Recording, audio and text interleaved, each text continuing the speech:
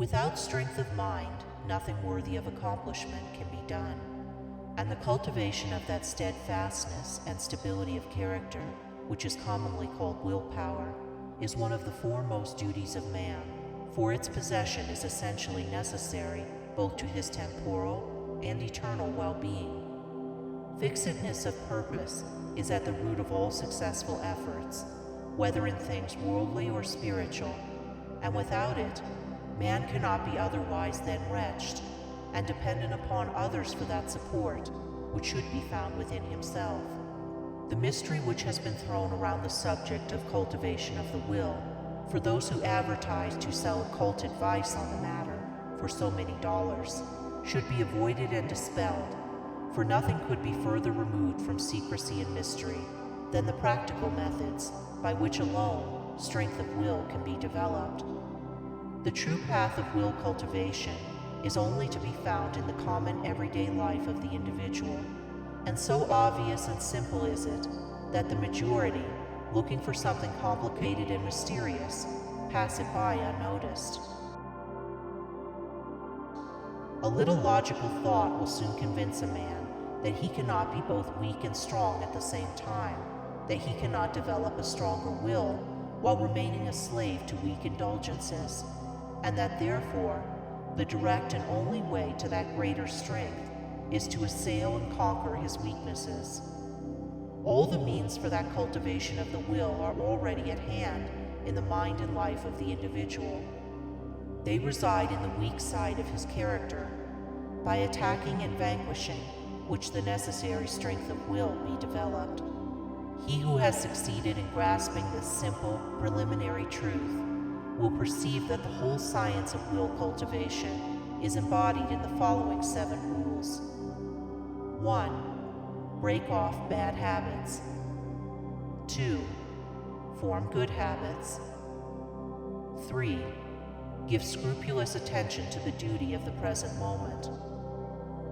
4. Do vigorously and at once whatever has to be done. 5. Live by rule. 6. Control the tongue. 7.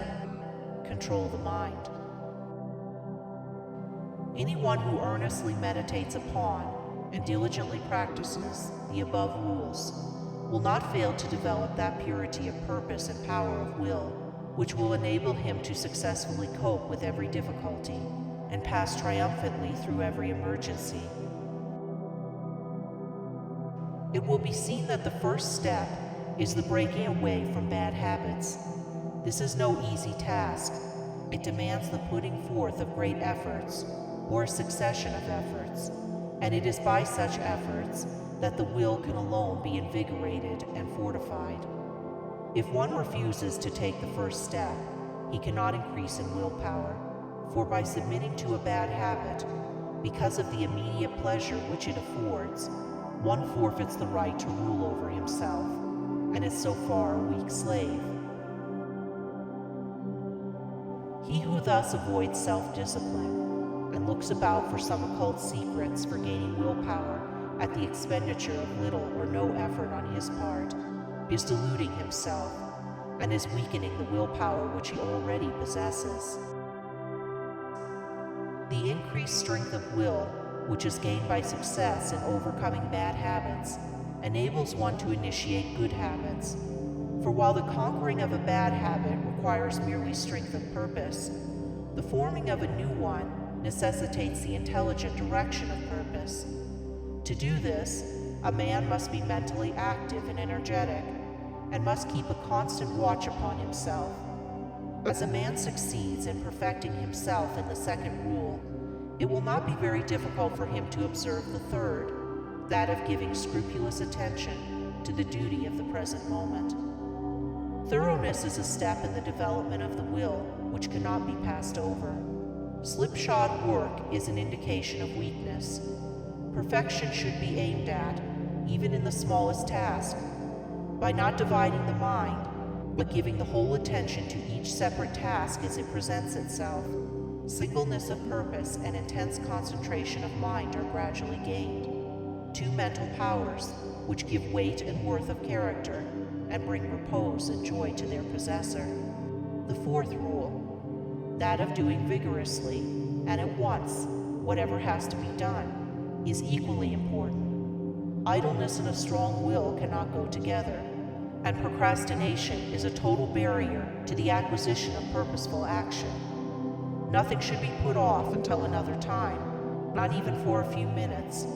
That which ought to be done now should be done now. This seems a little thing, but it is of far-reaching importance. It leads to strength, success, and peace. The man who is to manifest a cultivated will must also live by certain fixed rules. He must not blindly gratify his passions and impulses, but must school them to obedience. He should live according to principle and not according to passion. He should decide what he will eat and drink and wear, and what he will not eat and drink and wear, how many meals per day he will have, and at what times he will have them, at what time he will go to bed, and at what time he will get up. He should make rules for the right government of his conduct in every department of his life, and should religiously adhere to them. To live loosely and indiscriminately, eating and drinking and sensually indulging at the beck and call of appetite and inclination, is to be a mere animal, and not a man with will and reason. The beast in man must be scourged and disciplined and brought into subjugation, and this can only be done by training the mind and life on certain fixed rules of right conduct. The saint attains to holiness by not violating his vows, and the man who lives according to good and fixed rules is strong to accomplish his purpose. The sixth rule, that of controlling the tongue, must be practiced until one has perfect command of his speech, so that he utters nothing in peevishness, anger, irritability, or with evil intent. The man of strong will does not allow his tongue to run thoughtlessly and without check. All these 6 rules, if faithfully practiced, will lead up to the 7th, which is the most important of them all, namely, rightly controlling the mind. Self-control is the most essential thing in life, yet least understood. But he who patiently practices the rules herein laid down, bringing them into requisition in all his ways and undertakings, will learn, by his own experience and efforts, how to control and train his mind, and to earn thereby the supreme crown of manhood, the crown of a perfectly poised will.